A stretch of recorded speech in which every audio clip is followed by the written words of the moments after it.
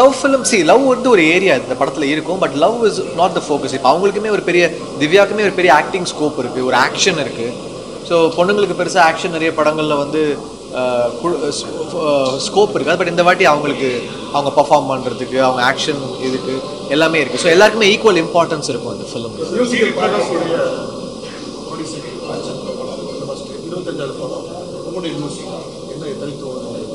இதில் எல்லாமே ஸ்பெஷலாக இருக்கும். இந்த படத்தோடைய பேக்ரவுண்ட் ஸ்கோராக இருக்கட்டும், இந்த படத்தோட சாங்ஸாக இருக்கட்டும், இந்த படத்தோட விஷுவல்ஸாக இருக்கட்டும், நீங்கள் பார்க்காத ஒரு விஷுவலாக இருக்கும். நீங்கள் அந்த ட்ரெய்லரோ டீசரோ பார்த்தீங்கன்னா கண்டிப்பாக இந்தியன் சினிமாவில் அப்படி ஒன்று பார்த்துருக்க மாட்டீங்க, வேற ஒரு விஷுவலாக இருக்கும்.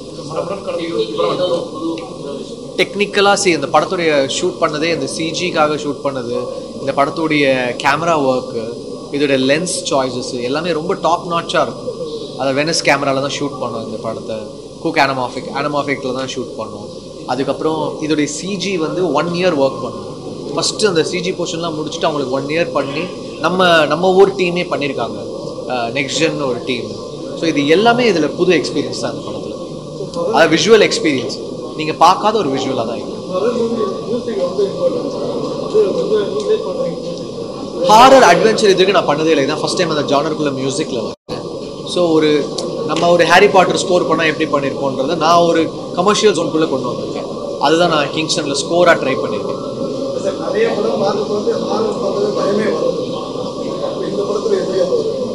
இது ஒரு ரெகுலர் ஃபிலிமே கிடையாது. இது ஒரு ரெகுலர் லவ் படமா கிடையாது. இது ஒரு ரெகுலர் காமெடி படமா கிடையாது. இது ஒரு ரெகுலர் பேய் படமா அதுவும் கிடையாது. இதில் எல்லாமே புதுமை இருக்கு. நீங்கள் புதுமையாக ஒன்று பார்க்கும்போது தான் உங்களுக்கு அந்த ஒரு நீங்கள் பார்க்காத ஒரு விஷயமா இருக்கு அப்படின்னு நான் நம்புகிறேன். சார், நீ சொன்ன ஸ்டோரி அஜித்தோட சிட்டிஸ் படம் வந்து ஒரு சோசியல் மெசேஜ் ரொம்ப இம்பாக்டாக இருக்குது. அப்படி ஏதாவது மெசேஜ் இருக்குது இதில், டெஃபினட்டாக இருக்குது. ஆனால் இதில் ஒரு ஸ்பிரிச்சுவல் கலந்த ஒரு மெசேஜ் இருக்குது. அதாவது எப்படி சொல்கிறது, அது நீங்கள் படம் ஆன்மீகம் கிடையாது, அது ஒரு பாட்டி கதை தான் எடுத்திருக்கோம். ஆனால் அதில் வந்து இந்த கடலடக்கம்ன்ற போது இப்போ அந்த ஊருக்கு நல்லது பண்ண ஒருத்தங்களை பற்றின சில விஷயங்கள் ஓப்பன் ஆகும்.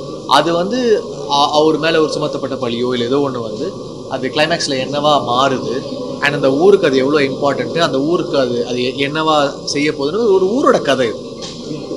ஒரு மித்து தான், மித்தாலஜி டெஃபினட்டாக இருக்கும். ஆனால் அதில் ஒரு ஃபேண்டசி.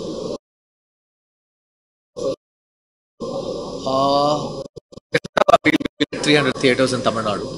அப்புறம் ஆந்திராலையும் ரிலீஸ் ஆகுது படம். ஸோ தெலுங்குலேயும் சாலிடான ரிலீஸ் இருக்கும். ஜி ஸ்டுடியோஸ் தான் டிஸ்ட்ரிபியூட் பண்ணி இப்போ தமிழ்நாடு தியேட்டரிக்கல் ஒருத்தங்களுக்கு கொடுத்துருக்கோம், தெலுங்கு தியேட்டரிக்கலும் கொடுத்துருக்கோம். நல்ல ரிலீஸில் தான் வரும். இந்த ஃபிலிமில் 5 songs இருக்குது. எல்லாமே ரொம்ப இன்ட்ரெஸ்டிங்காக இருக்கும். ஒரு ரெகுலரான சாங்காக இருக்காது. ஒரு டான்ஸ் சாங் கமர்ஷியல் இருக்குது. அதை தவிர்த்து எல்லாமே ரொம்ப இன்ட்ரெஸ்டிங்காக ஒரு நியூவாக இருக்கும்.